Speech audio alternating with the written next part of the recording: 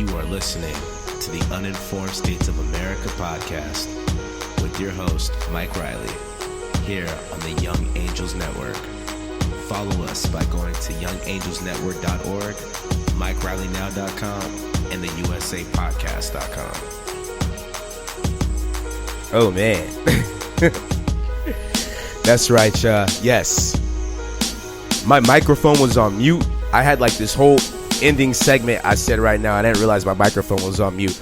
I was saying that that was our interview with Dr. Fuller. Thank you so much, Dr. Fuller. You can learn more about her by going to drfullerallergy.com and learn more about the COVID-19 vaccine.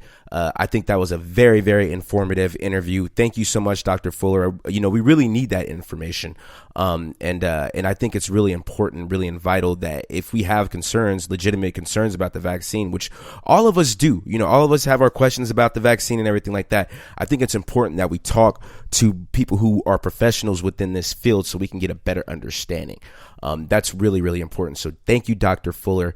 Make sure you go to drfullerallergy.com and learn more about the vaccine and get educated on the vaccine as well. It's really, really important. All right, y'all, go to MikeRileyNow.com and do all the subscription things. I can't waste a lot of time tonight because, like I said, you know, I had to rewrite a lot of the show tonight because of what happened today. Today is January 6th. It's our first show of 2021. I hope everybody had a very Merry Christmas and Happy New Year and all that cool stuff. Welcome to 2021. I had a whole segment I was going to go over tonight. I was going to play the song Celebrate to open up the show tonight. You know, the song Celebrate Good Times, come on. I was going to do that to open up the show because of what happened in Georgia. You know, Democrats took the Senate, but this is not a time to celebrate. You know, today was an ugly day. Like a homely day. Today was one of the darkest days in the history of this country. For over 250 years, we have had a peaceful transfer of power in this country. It's one of the things that has made this country so unique and so great. It's something that other countries kind of envy about us, that we've had that streak. And today, that streak was broken because of Donald Trump. Today, we witness the first attempted coup in the history of the United States. I mean, these fools literally stormed the Capitol building. Donald Trump and his supporters, well, everybody already knows what happens. I don't have to repeat the news to you. But because of Donald Trump's rhetoric, which was something I'm going to get into a little bit later, we almost had an attempted coup today while the United States Congress met to certify the electors for the Electoral College, so we can certify the votes to make Joe Biden the next president of the United States. Because Donald Trump went up there and pushed his lies, he caused an actual insurrection. You know, a couple months ago when the George Floyd protests were happening, Donald Trump tried to enact the Insurrection Act. He called Antifa a terrorist organization. He said that BLM is destructive or something to that degree. He said that there was an attempted coup happening to him. He also said there was an attempted coup happening to him during the Russia investigation, during the impeachment trial. They're trying to make a coup. He said nothing of that sort today. He said that people are tired. The patriots are tired. Man, Washington, D.C. is under lockdown right now. Donald Trump's Twitter account got suspended today for 12 hours. And they had to delete a series of his tweets today, because, you know, he gave this little fake ass apology or fake ass peace cry, you know, but at the same time, he was encouraging what was going on. This took place today in the United States of America. And if you ever had any doubt in your mind that white privilege exists ever, you know, if you ever had any of that doubt must have been crushed today. You know, there were only 13 arrests out of all the people who stormed that building today. A woman got shot and lost her life today because of what happened.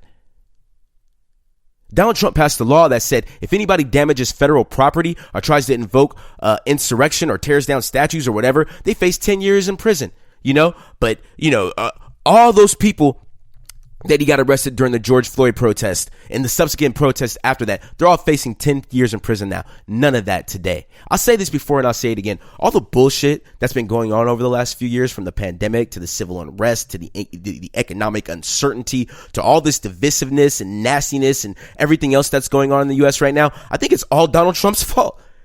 Because when you're at that level in government, when you're the president of the United States, your words matter. Your actions matter. Those things matter. Hell, with all that was going on today, we didn't even get a chance to, most people didn't even notice that the Democrats took the Senate today. John Ossoff was declared the winner of the Georgia election this afternoon, and Raphael Warnock was declared the winner last night, and people barely talked about it.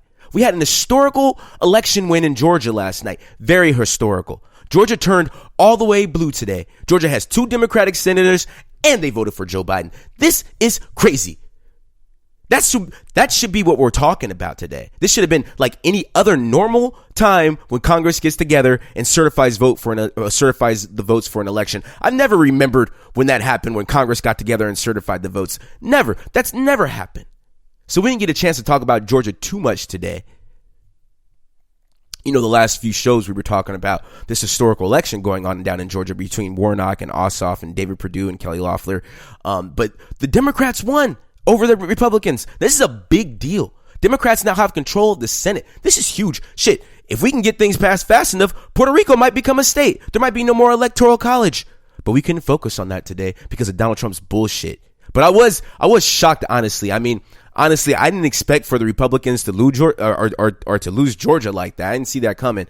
I know Stacey Abrams had a lot to do with it, and I know that there was a huge role that came from people, demographics changing. But the big reason you saw the result that you saw in Georgia last night, a big reason why, is because of Donald Trump. Donald Trump has got so many people living through the prism of his conspiracy theorist mind that it's literally has a little bit of a poetic justice effect to it. Donald Trump literally suppressed the vote in Georgia. He's got so many of his followers in Georgia thinking that the election is rigged and that their votes didn't count, that a lot of them didn't vote.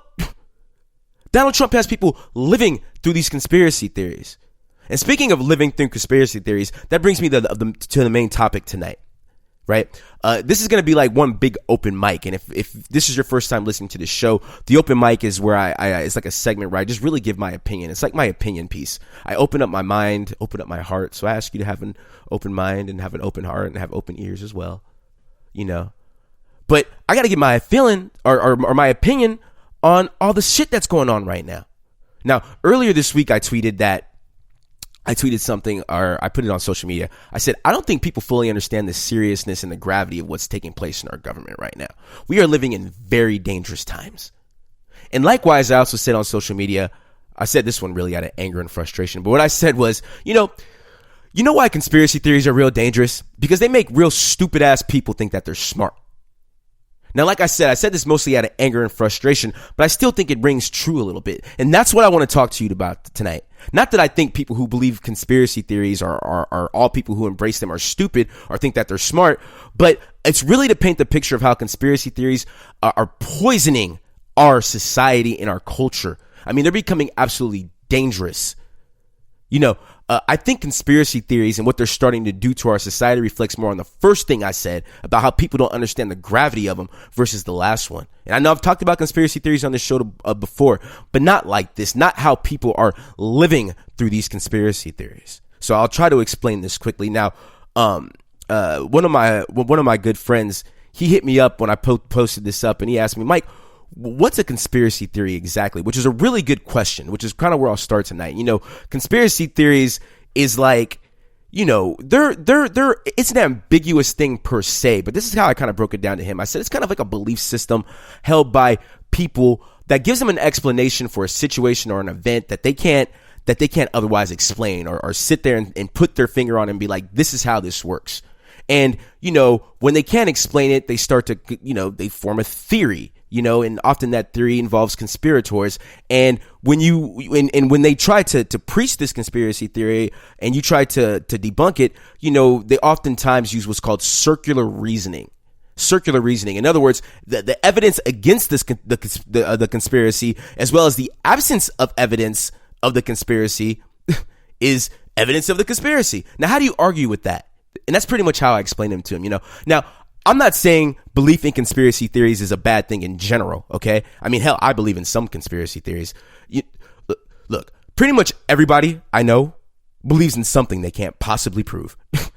That includes me. The very belief in a religion can be considered a conspiracy theory, and I'll touch a little bit more on that in a second.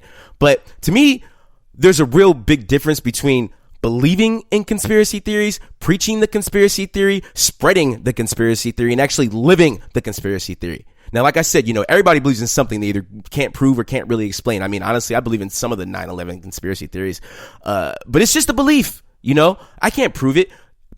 Extraterrestrials, I'm not saying that there's ETs out there or whatever, but something's going on at Area 51, but it's just a belief. I don't live through it. My dad, he was somebody who kind of believed in conspiracy theories. He's one of these guys that thought the moon landing was a hoax. He didn't preach this all the time, but every now and then he would tell me, when I was a kid that, they didn't land on the moon. He was like, who was filming it when they got off the spaceship, and how come there were no stars in the sky? And I remember we had like a book, that was about the moon landing, and he would like show me pictures and point things out, and he would say, how come this and that, and he really believed this. He really believed that the moon landing was a hoax, and my dad, he preached it a little bit, but he didn't spread it, and he didn't believe it, because he didn't spread it, and because he didn't live his life through that conspiracy theory, he never got radicalized. He didn't have a group of people he met up with in the woods that planned on storming NASA to really find out the truth. Plus there's a key difference in when this all happened. This was back in the 90s, back when there wasn't any internet. I mean, how many people in my father's social circle back in the 90s believed that the moon landing was a hoax? Probably none of them. So it's not like a place where you can get together. Not that my father would have did that, God rest his soul. But, if you had a crazy uncle back then, you believed in crazy conspiracy theories, well, he didn't have the internet. But nowadays he can just hop on YouTube and find a group of people, and it can grow and spread from, from there. This is 2021, and I've seen some of these YouTube videos about some of these conspiracy theories. I'm talking about the ones you would think are outrageous, the ones that have you, things that'll make you really scratch your head, from the flat earth to pigeons are actually flying robots that the government is sending out to spy on people, to the moon is hollow and has aliens living in it, to all kinds of stuff. Really compelling stuff that comes with government documents and people that claim that they're witnesses and all this other stuff. And that's the danger of the internet these days. Because you can find your little group of people that believe that the moon landing was a hoax, and that's how you become radicalized. And next thing you know, you're like, let's storm NASA. Now, living through the conspiracy theory, like I said, is dangerous. Now, remember, like I told you, and Tom Hartman pretty much made this point really good yesterday, and I'm going to kind of quote him, literally, comma quote. He said, conspiracy theories are a variation of science and religion, and which is really an attempt to explain things like we don't understand, and things that we, like I said, we can't sit there and say, oh, this is what happened, or whatever else the case may be. So we develop theories. And remember, like I said, you can argue religion is a conspiracy theory. Thor and Odin throwing light, or messing around with each other and throwing lightning back in the day. This is how the Vikings or whatever, or the Norwegians, or the people up in Scandinavia, this is what they thought. This is how they explain lightning. And occasionally the lightning would strike and kill a person or light a house on fire or something like that, and they'd be like, oh, it's the gods or whatever up on Mount Olympus, or whatever else the case may be. And in most ways, religion, probably throughout most of human history, religion has been that way to explain things we don't understand. But in a lot of ways these days, religion has been replaced by science, where science can come along and say, well, that's not actually friction, or that's not actually the gods. That's friction and air molecules creating static electricity. And that's what's creating that lightning. It's a giant static electricity burst. But if you're somebody who doesn't understand what static electricity is, or you don't believe in science, then you're either going to revert back to the religious belief, or you'll come up with a different conspiracy theory, one that doesn't involve gods or anything like that on Mount Olympus, or anything like that. Something that rather involves people conspiring. It's how the Salem witch trials got started.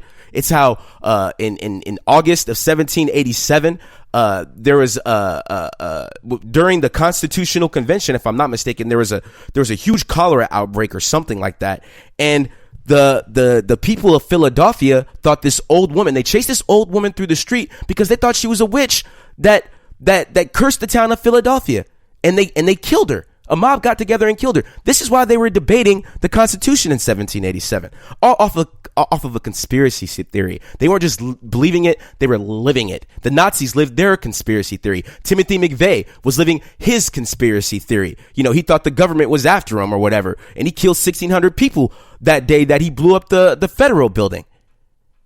Now, if you just add another, let me see, Timothy McVeigh, he killed 1,600 people. If you just simply add another 1,600 or 1,200 to that. That's how many people were actually losing a day right now from COVID.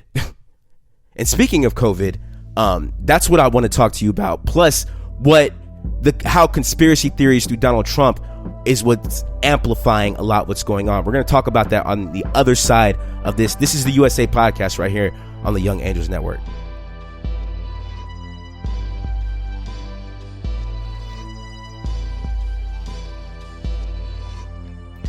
You are listening to the Uninformed States of America podcast with your host, Mike Riley, here on the Young Angels Network. Follow us by going to youngangelsnetwork.org, MikeRileyNow.com, and the USAPodcast.com.